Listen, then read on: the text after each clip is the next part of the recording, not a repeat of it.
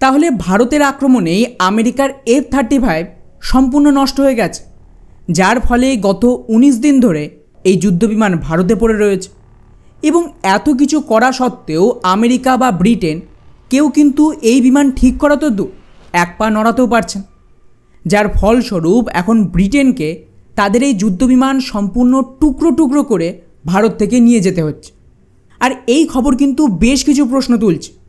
America কি কোনোভাবে ভারতের ওপর গোয়েন্দাগিরি করতে গিয়েই ধরা পড়েছে, আর ভারত পাল্টা অ্যাটাক করে, যার ফলস্বরূপ এই যুদ্ধবিমান অকেজো হয়ে পড়ে রয়েছে? আর যদি তাই হয়, তাহলে ভারত কিভাবে এত আধুনিক একটা যুদ্ধবিমানকে বিনা কোনো মিসাইল হামলা করে এইভাবে পুরোপুরি নষ্ট করে দিয়েছে, যে আমেরিকারও ক্ষমতা হচ্ছে না এটাকে ঠিক করা? এর মানে কি ভারতের কাছে এমন কোনো টেকনোলজি চলে এসেছে যাকে কাজে লাগিয়ে এই ধরনের আধুনিক F-35কেও ধ্বংস করা সম্ভব? আর যদি হয়, তাহলে সেটা কি, কতটা শক্তিশালী, আর কীভাবেই বা এটা আমেরিকার মুখে ঝামা ঘষে দিয়েছে?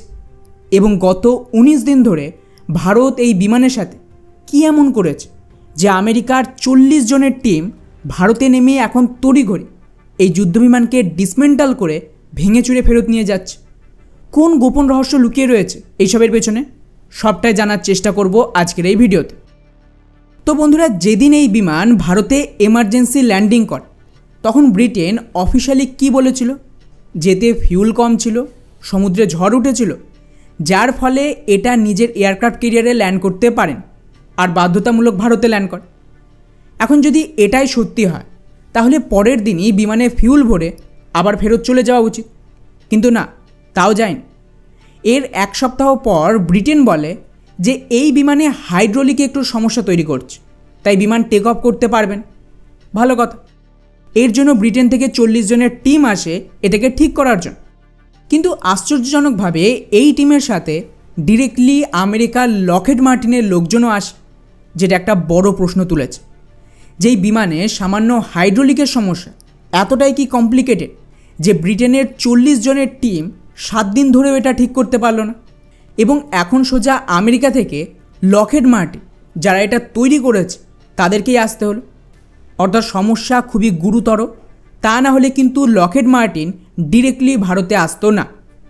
তো এর পেছনে দাবি করা হচ্ছে যে খুব সম্ভবত এই যুদ্ধবিমান লক হয়ে গেছে, কারণ এই বিমানে বিশেষ ধরনের সিকিউরিটি সিস্টেম রয়েছে, যাতে যদি কোনো রকম ইন্টারফেয়ারেন্স হয় বিমানের সফটওয়্যারে, অথবা এটাকে জ্যাম করার চেষ্টা করে, যে কারণে এটা তার বেসে ফেরত যেতে পারছে না, সেক্ষেত্রে এটা কিন্তু নিজেকে লক করে দেয়, যাতে কেউ এর টেকনোলজির অ্যাক্সেস করতে না পারে।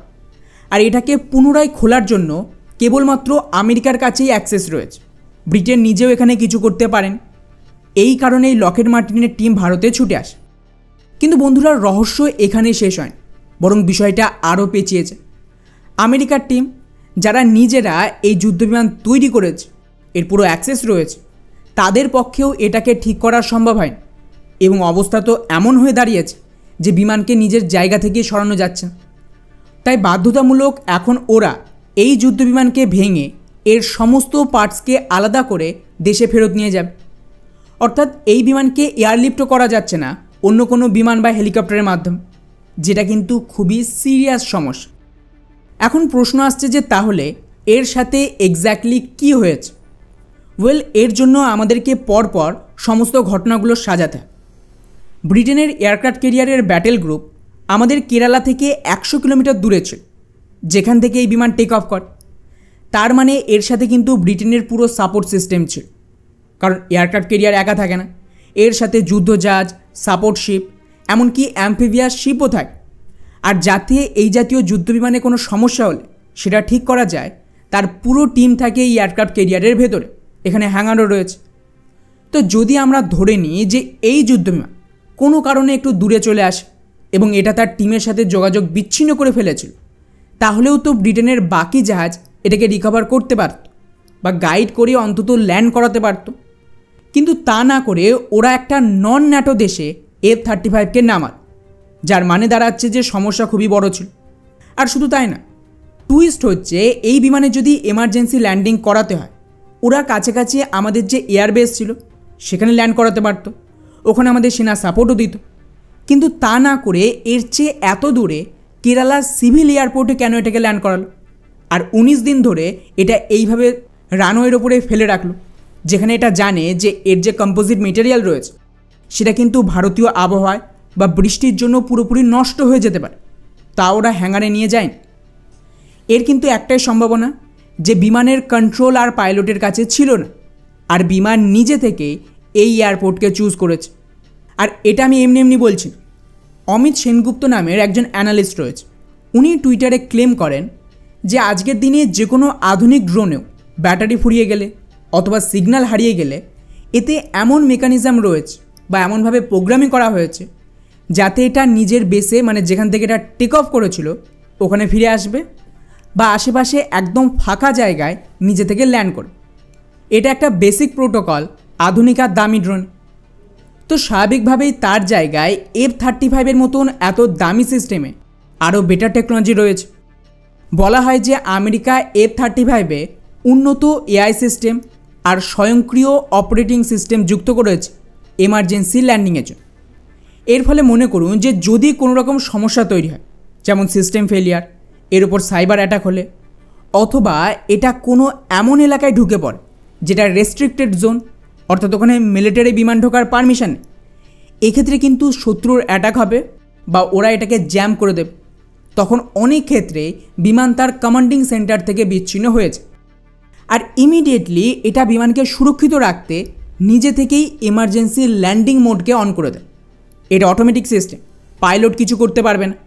এবং এমন পরিস্থিতিতে যদি এই বিমানের কাছে এই অপশান না থাকে যে ওরা নিজের বেসে ফিরে যেতে পারবে, মানে যেখান থেকে বিমান এসেছিল, তখন এটা ওই এরিয়ায় সবচেয়ে কাছাকাছি সুরক্ষিত আর খোলা রানওয়ে খোঁজে, যেটা অন্তত স্যাটেলাইট থেকে দেখা যাবে। এর সুবিধা হলো যদি কোনো এয়ারপোর্টে এই বিমান ল্যান্ড করে, আমেরিকার স্যাটেলাইট 24 ঘন্টা তার উপর নজর রাখতে পারবে যে এর সাথে কোনো কিছু করা হয়েছে কিনা বা এটাকে এখান থেকে সরানোর চেষ্টা করছে কিনা। আর একবার জায়গা খুঁজে নিলে তারপর ফাইনালি বিমান ওখানে ল্যান্ড করে। অর্থাৎ ব্রিটেনের এই বিমান আমাদের এয়ারবেস পার করে কেরালার সিভিলিয়ান এয়ারপোর্টে নিজে থেকে ল্যান্ড করে। এটা পাইলটের সিদ্ধান্ত ছিল না, এবং যেহেতু এটা অটোমেটিক মোডে চলে গেছে আর পাইলটের কমান্ড মানবে না, এর জন্য আবারও এর সিস্টেমকে আনলক করতে হবে। তাই সম্ভবত এই বিমানকে পাইলট কোথাও সরাতে পারেনি বা টেক অফ করতে পারেন।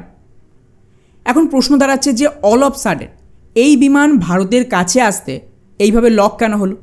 এটা তো লক তখন হবে যদি বিমানের ওপর কোনো রকম সাইবার অ্যাটাক বা জ্যামিং করা হয় বা এর সফটওয়্যারে ইন্টারফেয়ারেন্স হয়। তো এখানেই মূল টুইস্ট। ভারতীয় বায়ুসেনার অফিসিয়াল স্টেটমেন্ট যেটা ওরা টুইট করেছিল, ওখানে কিন্তু স্পষ্ট ভাষায় লেখা আছে, পড়ুন, যে ভারতের ISCCS নেটওয়ার্ক এই বিমানকে ডিটেক্ট করেছিল, তারপর আমাদের পারমিশনে এই বিমান ল্যান্ড করে। আর আমাদের এই ISCCS basically integrated air control command system, যা ভারতের তৈরি সবচেয়ে আধুনিক সামরিক প্রতিরক্ষা নেটওয়ার্ক। এর কাজ হলো 24 ঘন্টা ভারতের গোটা বায়ুসীমাকে সুরক্ষা দেয়।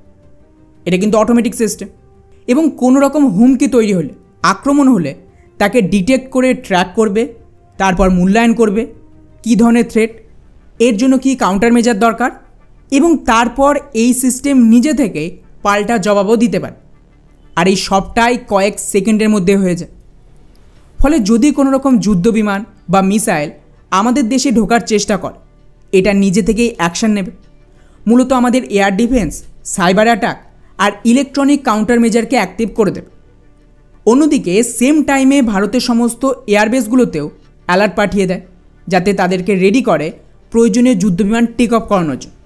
তো বেসিক্যালি এখানে বলা হচ্ছে যে ব্রিটেন ভারত মহাসাগরে এসেছিল আমাদের নৌবাহিনীর সাথে এক্সারসাইজ করতে, আর সেই সময় এই এক্সারসাইজের সুযোগে ওদের এই F-35কে কাজে লাগিয়ে আমাদের এয়ার ডিফেন্সকে টেস্ট করার চেষ্টা করেছিল।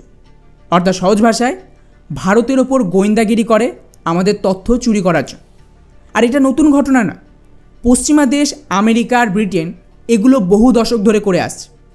এতে বিনা কোনো মিলিটারি কনফ্লিক্টেই ওরা ইনফরমেশন কালেক্ট করতে পারবে এবং এটা বলবে যে আমাদের বিমান ভুল করে ওদিকে চলে গেছে। আর খুব সম্ভবত পাকিস্তান যেভাবে আমেরিকা সিস্টেম ব্যবহার করে ভারতের সাথে যুদ্ধে হেরে যায়, তার জন্যই হতে পারে আমেরিকার নির্দেশে ব্রিটেন এটা করেছে, যাতে এই ইনফরমেশনকে পরে ওরা পাকিস্তানের সাথে শেয়ার করতে পারে।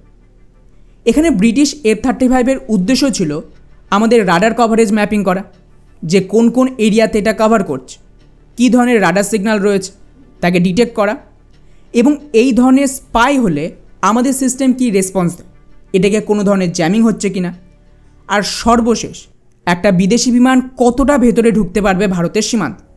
আর এটা করতে গিয়েই ব্রিটেন আর আমেরিকা ফেসে যায়। যেহেতু ওদের বিমান ভারতের কাছাকাছি আসে, ইমিডিয়েটলি আমাদের ISCCS এটাকে ডিটেক্ট করে ফেলে, আর অটোমেটিক্যালি আমাদের ইলেকট্রনিক ওয়ারফেয়ার সিস্টেম এই বিমানের ওপর অ্যাটাক করে, যার ফলস্বরূপ হতে পারে বিমানের এই যুদ্ধবিমান পুরোপুরি অকেজো হয়ে গিয়েছিল, এবং যার ফলস্বরূপ এই বিমান কোনোভাবেই নিজের এয়ারক্রাফট ক্যারিয়ারে ফেরত যেতে পারেন। তারপর আপনারা জানেন বাধ্যতামূলক এটা শুটডাউন হওয়া থেকে বাঁচার জন্য ভারতের সাথে কন্ট্যাক্ট করে, আর ভারত পারমিশন দেওয়ার পর এই বিমান অটোমেটিক সিস্টেম কেরালার এয়ারপোর্টে ল্যান্ড করে। আর সবচেয়ে বেস্ট পার্ট, এই ঘটনা থেকে একটা বিষয় তো ক্লিয়ার যে আমাদের দেশীয় সিস্টেম কতটা শক্তিশালী, যে আমেরিকার F-35-কে বিনা শুটডাউন করে এইভাবে জ্যাম করে দিয়েছিল যে বিমান কিন্তু ফেরত যেতে পারেনি। আর শুধু তাই নয়, আমেরিকার লকহিড মার্টিন পর্যন্ত ভারতে এসে বিমান ঠিক করতে পারেন, যার একটাই মানে সিস্টেম মারাত্মক ড্যামেজ হয়েছে, এটা কোনোভাবেই ঠিক করা সম্ভব নয়। তাই ফাইনালি এখন সিদ্ধান্ত নেওয়া হয় যে এই বিমানকে ভেঙে ফেলা হবে এবং এর সমস্ত গুরুত্বপূর্ণ পার্টসকে ফেরত নিয়ে যাওয়া। ফলে এই ঘটনা আমাদের জন্য বরদানের মতন। আমেরিকার F-35-এর যদি এই অবস্থা করে, তাহলে জাস্ট ভাবুন চাইনিজ বিমানের কী অবস্থা করবে ভারতীয় সিস্টেম। ওরা J-35 আনুক বা J-22। এই কারণেই মনে হয় না যে চায়না পাকিস্তানকে J-35 দিতে চাইছে, ওটাও এক্সপোজ হয়ে যাবে। অন্যদিক থেকে এটাও তো পরিষ্কার যে আমেরিকার F-35 যেভাবে ওরা প্রচার করেছিল, এটা তার ধারের কাছেও নেই, এবং এর চেয়ে থার্ড ক্লাস যুদ্ধবিমান হতেই পারে না। ভারতের উচিত এর থেকে দূরে থাক। আর কেন এটা থার্ড ক্লাস, এবং কিভাবে ইলন মাস্কের মতন লোক বহুবার F-35-কে ক্রিটিসাইজ করেছে, তাকে নিয়ে অলরেডি আমি ভিডিও বানিয়েছিলাম, সেটা গিয়ে আপনারা দেখতে পারেন, ডেসক্রিপশানে লিঙ্ক রয়েছে।